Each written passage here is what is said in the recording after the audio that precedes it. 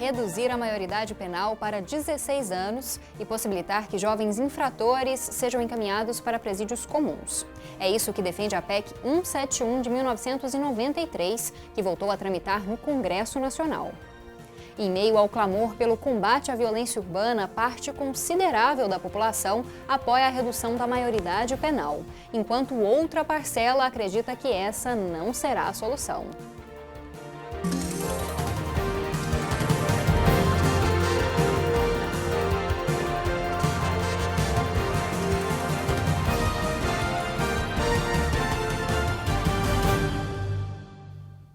Olá! O Conexões de hoje, transmitido pela TV UFG e também pela Rádio Universitária, fala sobre a proposta de emenda à Constituição que prevê a redução da maioridade penal. E para falar sobre esse assunto estão conosco o Tenente Coronel da Polícia Militar, Ricardo Mendes. Olá, Tenente Coronel, muito obrigada pela presença. Obrigado, Camila. Eu que agradeço a oportunidade de poder estar aqui nesse ambiente, poder debater esse tema tão importante para a comunidade, para a sociedade. Bom, e também contamos com o presidente do Conselho Municipal dos Direitos da Criança e do Adolescente, Aguinaldo Lourenço. Muito obrigada pela presença, Aguinaldo. Agradecemos nós, Camila, meu parceiro de bancada, o Tenente Coronel Ricardo Mendes. Que bom estar aqui nesse momento democrático de debate. Bom, para começar o debate, então, Tenente, gostaria que o senhor falasse um pouco a respeito da criminalização, da penalização do adolescente infrator. Como é hoje? A partir de que idade alguém que comete um crime pode receber uma penalidade? Bem, é interessante que se frise com relação a esse debate que está sendo proposto aqui, que com relação à responsabilidade penal juvenil, o que essa lei ela traz à tona é a redução de 18 para 16 anos. Bem, o interessante com relação a essa questão é de que muitos confundem que essa lei seria uma lei que viria de encontro aos anseios da sociedade, como bem você colocou durante a introdução, com relação à redução da criminalidade. Queremos colocar que, como membro da Polícia Militar, isso não é uma medida que vai trazer redução de índices criminais em nenhuma das naturezas criminosas. O que nós temos que colocar com relação a essa lei, primeiro, é de estudar, de entender que nós já temos um dispositivo legal, que é o Estatuto da Criança e do Adolescente, que é um estatuto que traz, sim, responsabilidades penais para os juvenis, para os adolescentes.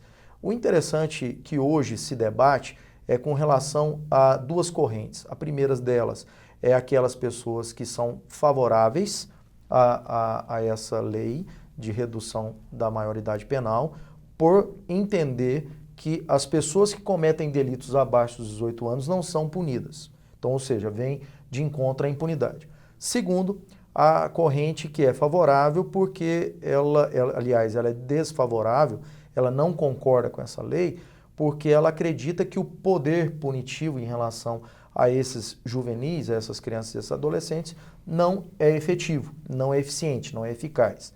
Bom, como policial militar, o que nós temos que trazer à tona no nosso debate é que realmente existe uma população juvenil hoje que tem um conhecimento bem maior, ele tem uma disponibilidade bem maior de informações e cometem delitos e que realmente o tempo de permanência ou de encarceramento dele é bem menor do que a responsabilidade penal do adulto.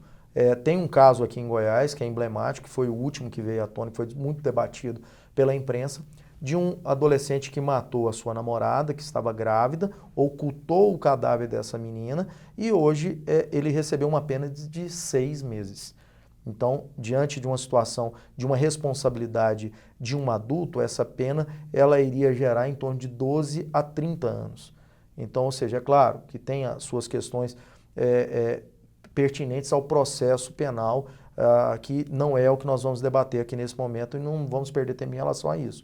Mas é importante frisar, sim, que apesar de existir o Estatuto da Criança e do Adolescente, eu acredito que essa lei, nesse momento, ela não vem de encontro ao anseio da sociedade, que é de reduzir a criminalidade e de punir os menores infratores com maior rigor. E você, Aguinaldo, qual? Quando eu ouço o coronel falar, eu fico um pouco assim, feliz por entender que um guardião da justiça ou da lei entende que essa redução não vai resolver o problema da criminalidade juvenil. O ECA é um dos instrumentos mais modernos que foi criado nesse país. 25 anos, apenas 3 anos mais velho do que essa famigerada PEC 171. O nome já indica, 171. Se você for ver lá no Código Penal, você já vai ver o que diz 171. E lá no artigo 4 do ECA diz assim: é dever da comunidade, da sociedade, da família, do poder público, garantir com estrita prioridade que criança e adolescente tenham direito à saúde, à educação, ao esporte, ao lazer. Quando falamos em redução de maioridade penal, ultimamente nós estamos discutindo consequências. Estamos esquecendo da causa. Então vou voltar lá no 227 da Constituição, que remete ao 4 do ECA. E um outro fator, quando se fala em encarcerar, seja quem quer que seja, ou jovem, ou adolescente, ou adulto, e nesse país ninguém se cumpre pena mais de 3 ou 4 anos. Cidadão que vai aí com 30 anos cumprir um sexto ou um terço, me corrija se eu estiver errado, daí um dia está no regime de progressão de pena, ele está fora. E o jovem ou o adolescente que comete esse ato, e se ele for internado lá por 3 anos, ele vai cumprir. E dependendo do entendimento do poder público, da juíza ou do juiz, ele pode retornar ou ainda permanecer naquele espaço.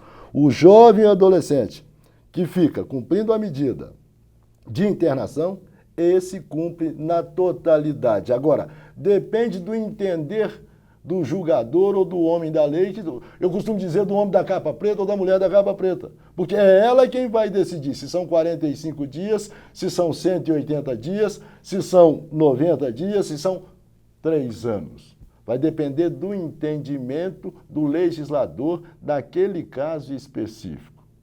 Agora, eu sou favorável, sim, e gosto de dizer isso em alto e bom som, a maioridade, mas a maioridade escolar, pelo lugar de criança e adolescente, tem que ser presa na escola, das 7 às 17 horas, sendo torturados por boas aulas de português, matemática, geografia, teatro, e tomar banho de sol somente durante as aulas de educação física.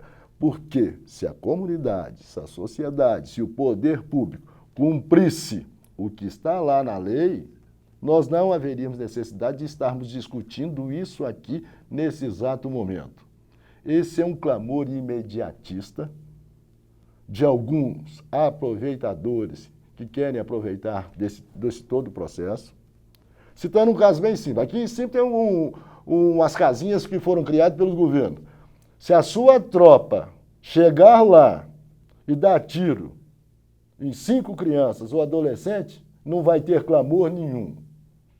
Mas se a sua tropa chegar aqui e invadir esse espaço, você não precisa dar tiro em ninguém. Basta querer entrar à força, vai ter um clamor terrível. E, ultimamente, as coisas estão acontecendo porque, assim, fatos isolados, é evidente que estão acontecendo um pouco mais e com maior evidência, mas por conta do não cumprimento do que está lá no artigo 4 do ECA ou do 227 da Constituição. Bom, eu vou ter que interrompê-los. O nosso bloco chegou ao fim, mas a gente continua esse debate que está ficando cada vez mais polêmico no próximo bloco. Não sai daí.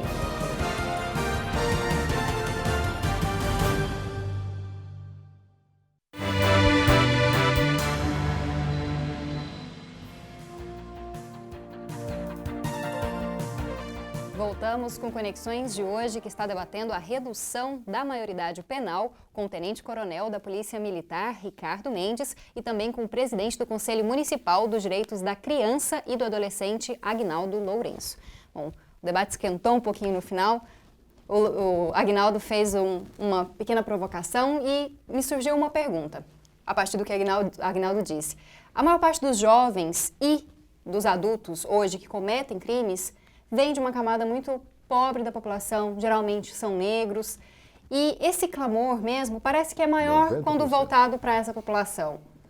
Camila, o senhor não concorda? Me desculpe, eu não concordo mais com esse discurso socialista de imputar a característica criminal geralmente para a classe social menos favorecida ou para qualquer outro tipo de situação, até mesmo discriminando qualquer tipo de cor de pele. Eu acho que hoje essa questão ela se socializou por totalidade, onde nós temos aí crimes característicos cometidos por N naturezas sociais, econômicas e de qualquer religião, crença, cor. Eu não sou muito apegado a essa questão social relacionada ao crime, não. É até uma tendência mesmo que nós temos de autodefesa da nossa instituição.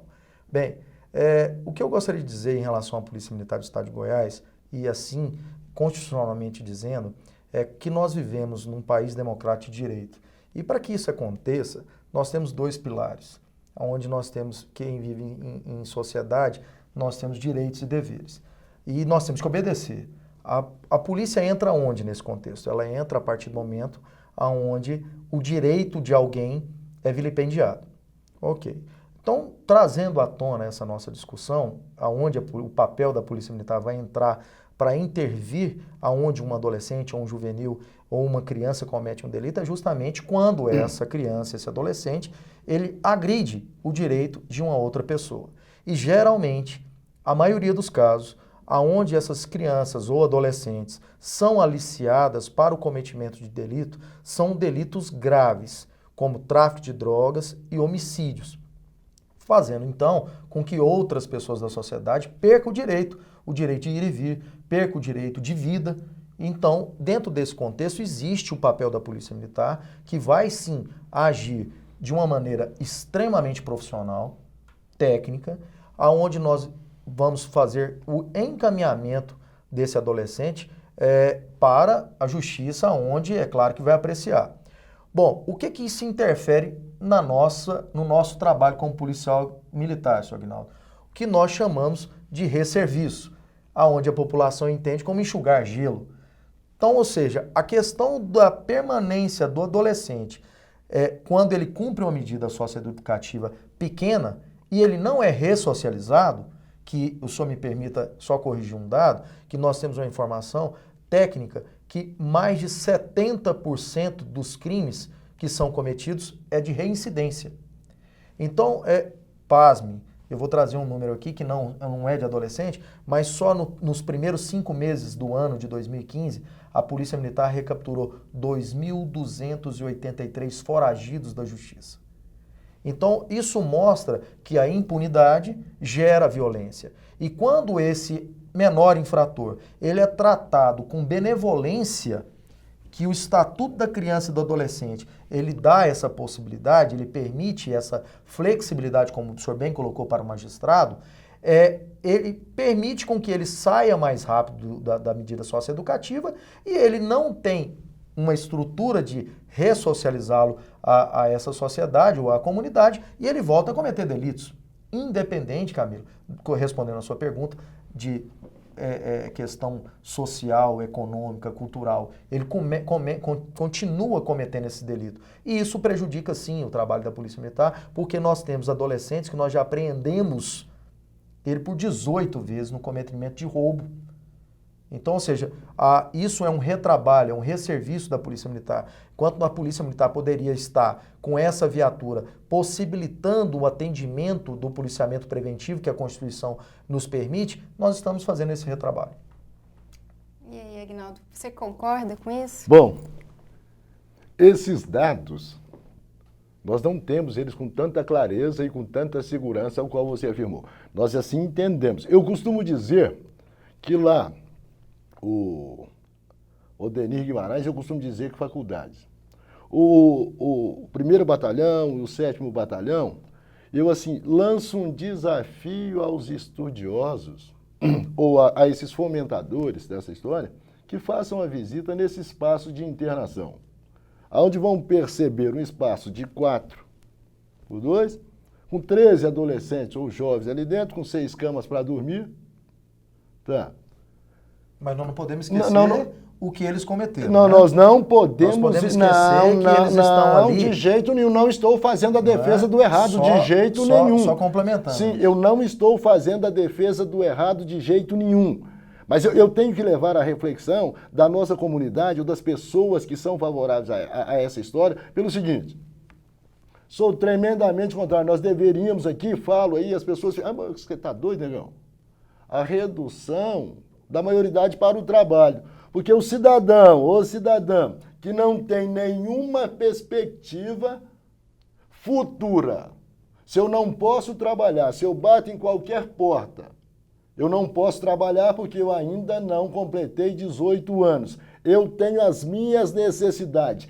A grande maioria dos atos infracionais são cometidos por adolescentes ou jovens oriundos de família tremendamente desestruturada. Isso é um ponto. Tá, não vem ao caso, mas é um ponto. O jovem ele quer ter um tênis, ele quer ter uma sandália, mas eu não posso produzir. Meu pai não tem condição. O que vai me remeter a isso? Eu não tenho um espaço lá na minha comunidade para estar em convivência com os outros jovens, tendo ali uma aula de iniciação esportiva, ou um teatro, ou uma escola. Não vou dizer escola de tempo integral, não, porque escola de tempo integral também para mim é depósito.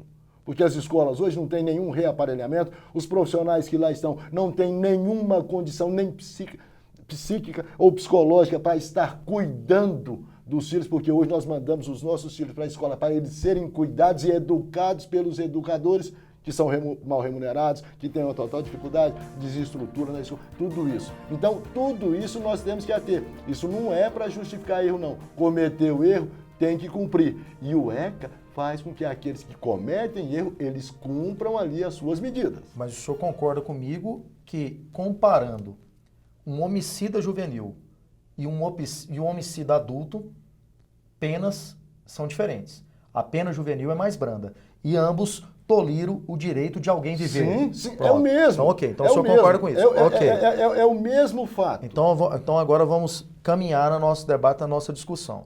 Então, nós temos uma adolescente de 17 anos, 11 meses e 30 dias.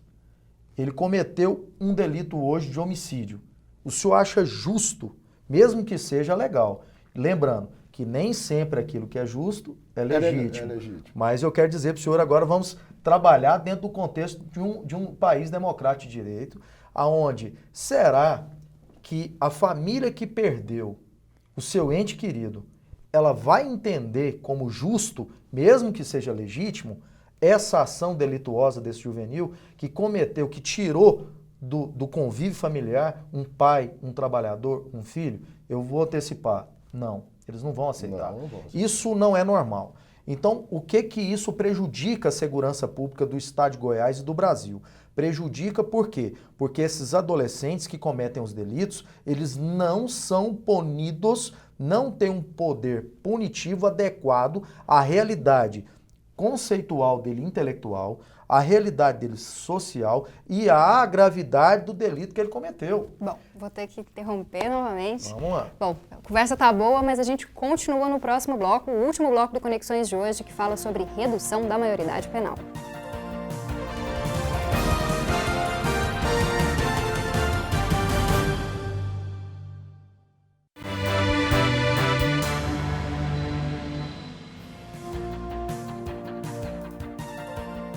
O tema do Conexões de hoje é polêmico, a proposta de redução da maioridade penal. Estamos conversando com o Tenente-Coronel da Polícia Militar, Ricardo Mendes, e também com o presidente do Conselho Municipal dos Direitos da Criança e do Adolescente, Agnaldo Lourenço. Bom, Agnaldo, o Tenente-Coronel salientou a questão das penalidades aplicadas aos adolescentes. Como o senhor avalia hoje o sistema socioeducativo, as medidas socioeducativas e essas penalidades aos menores de 18 anos? São brandas ou o senhor considera essas penalidades justas? Eu ainda vou, assim, fazer essa defesa. Eu considero ainda que é justa. Porque nós estamos tratando aqui de crimes ou ações ou infrações pontuais. Quando nós estamos só nesse mote de crianças e adolescentes, é muito fácil falar. Agora, quando o tenente me perguntou, o senhor entende ser justo, o senhor acha ser justo? Eu vou responder com uma outra pergunta. Quando se fala em corrupção nesse país, quando se fala em petrolão nesse país, em mensalão nesse país, as pessoas pararam para entender o quanto se matou, o quanto se morreu com essas ações. quer crime maior, quer um genocídio maior do que esse mensalão e essas ações, porque quantos jovens deixaram de ser atendidos com boas escolas, com boas práticas de lazer, quantas crianças ou quantos adultos ou quantas pessoas nesse país morreram por conta de uma falta de uma UTI ou por conta de uma assistência médica? Aí nós estamos tratando de coisas pontuais, eu entendo que até muito pequena. Tenente, você sabia que de 2010 a 2014, 173 mil jovens na faixa de 15 a 21 anos morreram nesse país e 80% deles negros? Que se morre nesse país 24 jovens e adolescentes por dia? Então, alguma coisa está acontecendo, alguma coisa tem que ser feita. E não venham me dizer os estudiosos que só reduzir essa maioridade ou rebaixar essa maioridade penal vai resolver todos os problemas. Eu entendo que isso é uma grande ilusão, nós temos que pensar um pouco mais macro, nós temos sim que buscar mais escolas, que rever essa lei lá, que outros estudiosos dizem que a criança ou o adolescente até 18 anos ele não pode trabalhar. Vamos dar trabalho para esse povo, vamos dar oportunidade desse povo, vamos capacitar, vamos trazer mais instituição com cursos profissionalizantes, vamos reaparelhar primeiro o nosso Estado, porque aí sim eu vou entender que as chances desses jovens estarem em conflito com a lei serão muito menores. E com o diferencial dos países que têm essa aplicação dessas penalidades, com essa redução abaixo aí dos 16, se vocês forem lá pesquisar, não reduziram nenhum índice de criminalidade. Nesse país, com os crimes hediondos, reduziu-se a criminalidade? Nenhuma. Então, nós estamos tratando de coisas aqui que estão remetidas lá atrás, que nós já temos experiências que não dão certo, e nós não mudamos o foco e não mudamos o objetivo. As estratégias nesse país têm que ser reutilizadas, mas melhoradas e num pensar maior. Eu entendo que se reaparelhar melhor o Estado e der condição para que criança e adolescente sejam inseridos dentro do que diz o artigo 4 lá do ECA ou do 227 da nossa Constituição, nós reduziremos. Não, mas nós não podemos deixar de ater a situação atual. Tudo isso que o senhor colocou socialmente é muito bonito, é um discurso social que é aceito por muitos, mas nós não podemos deixar de esquecer que nós vivemos uma realidade hoje diferenciada de tudo isso que o senhor colocou. E diante disso nós temos os nossos policiais militares, os policiais civis hoje diuturnamente combatendo o crime e trazendo para a sociedade a segurança que ela merece. E o que nós não podemos deixar de colocar é que a redução da maioridade penal, ela é importante desde que ela traga o poder punitivo que essa pessoa que cometeu esse delito permaneça preso, encarcerado pelo tempo que ele merece realmente. Nós não podemos tampar os nossos olhos que hoje as medidas socioeducativas são mais brandas. São brandas, não são brandas. Nós não podemos deixar. E que isso facilita esse menor infrator a sair do estabelecimento de correição e cometer novos delitos. Isso é que nós não podemos tampar os nossos olhos. Com relação à lei, o que nós podemos falar e fazer uma crítica construtiva é que hoje a lei ela só se remete única e exclusivamente a reduzir essa idade. Ela não traz nenhum benefício de incentivo, por exemplo, para os locais de abrigo dessas pessoas que foram presas, não traz nenhum renda ou nenhuma o local de reaparelhamento para as polícias. E o mais interessante com relação a isso é que nós não tratamos de onde vem a verba para tratar toda essa situação. Essa lei poderia muito bem ser muito mais debatida. Outra coisa que dificulta bastante com relação a esse nosso debate foi o que eu coloquei. Quem é a favor, ele é a favor por causa da impunidade. Quem é contra, porque é contra o sistema punitivo. E a lei ela não aborda nenhum desses dois casos. Então, para mim, nesse contexto dessa discussão, ela é inócua. É uma lei que ela deve ser novamente, ser amplamente debatida e trazer soluções para a questão da impunidade e a questão da solução de quem é contra pela questão da ressocialização do jovem. Quero reafirmar que para a Polícia Militar, o que dificulta é que realmente o nosso resserviço em prender 18, 20, 26, 50 vezes um adolescente que é aliciado por uma outra pessoa que é maior. E dando um exemplo que é da benevolência, que essa lei é branda realmente, por exemplo, se nós tivermos dentro de um contexto de uma ocorrência, onde nós vamos prender um adolescente, apreender um adolescente e prender um maior, sempre o menor, ele assume para si a culpabilidade dessa ocorrência. Por quê? Porque justamente o que é imputado ele, a responsabilidade juvenil dele, é muito menor do que a responsabilidade penal de um adulto.